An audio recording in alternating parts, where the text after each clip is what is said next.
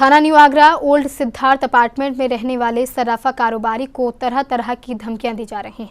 लाखों रुपए उधार लेने के बाद कारोबारी भाइयों ने वापस नहीं किए। इस मामले में लिखाए गए मुकदमे को वापस लेने के लिए दबाव बनाया जा रहा है।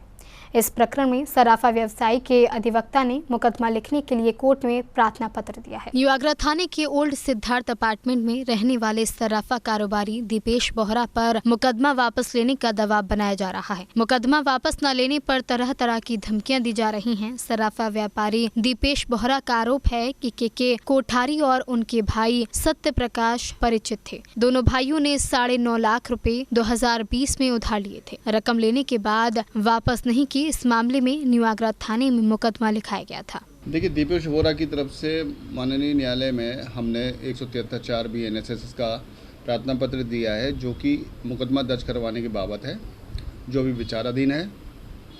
थाने से आख्या आनी विशेष है। ये प्रार्थना पत्र दीपेश बोहरा ने अपने बचाव के लिए और अपने संग हो रहे घटनाक्रमों के बाबत दिया है कि इनके द्वारा कुछ लोगों के विरुद्ध थाना न्यू आगरा में मुकदमा दर्ज करवाया गया था धोखाधड़ी से संबंधित, और उस मुकदमे में अभी मेरे ख्याल से अभी जांच विवेचना प्रचलित है।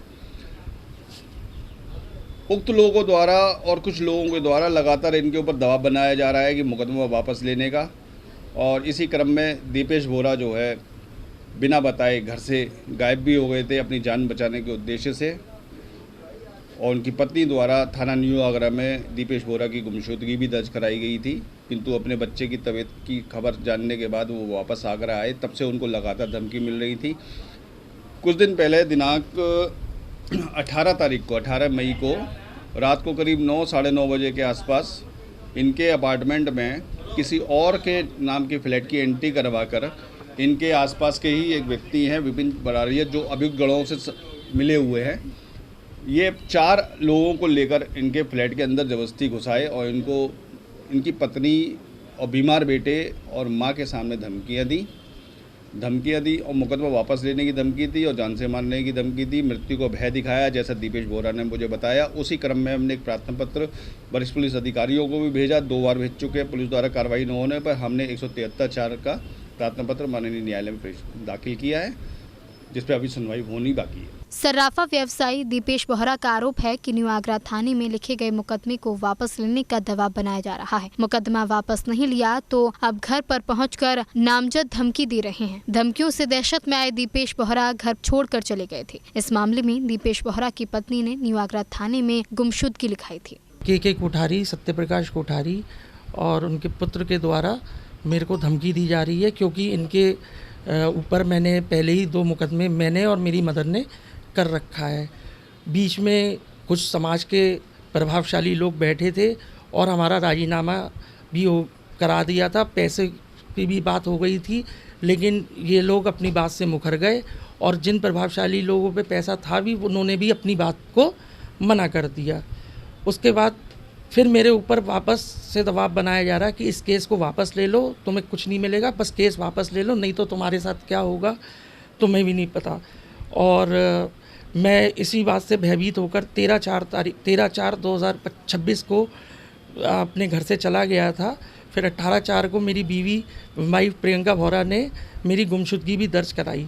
फिर मैं कुछ दिनों बाद जब आया तो पता चला मेरे बेटे की तबीयत बहुत ख़राब है, तो मैं बहुत परेशान रहा। उसी बीच में मैंने 2 प्रार्थना पत्र और डाले, लेकिन उस पर कोई सुनवाई की नहीं गई।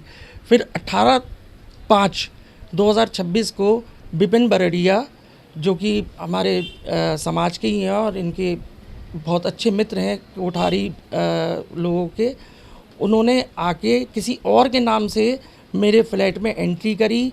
मेरे पास आ गए, मैंने दरवाज़ा खोला और 4 अज्ञात लोगों को लेकर आ गए और मेरे को धमकी देने लगे कि कोई ये केस वापस ले लो और नहीं तो तुम्हें जो है मार दिया जाएगा या तुम्हें जो है आगरा छोड़ने पे मजबूर कर देंगे, यहाँ तो नहीं रहने देंगे सिद्धार्थ अपार्टमेंट में और कहीं पर भी आगरा के अंदर। और मेरा बेटा इतना बीमार, अब मैं बहुत इन लोगों ने साहब करीबन मेरे से करीबन 12 लाख रुपए का मैटर है और मेरी मदर से करीबन मेरे फादर से इन्होंने 18 लाख रुपए का लेन देन है।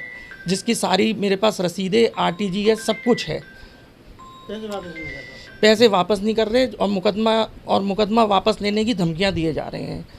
अब मैं बहुत ही परेशान होके मैंने IGRS वगैरह भी डाली, लेकिन उस कोर्ट में आपने मुकदमे के लिए डाला है? हाँ, अब वहाँ जब थाने से कोई भी वो मदद ना मिली तो मैं न्यायालय की शरण में आया हूँ और मैंने साहब 173(4) अपने अधिवक्ता अशोक तिलक जी के माध्यम से डाली है।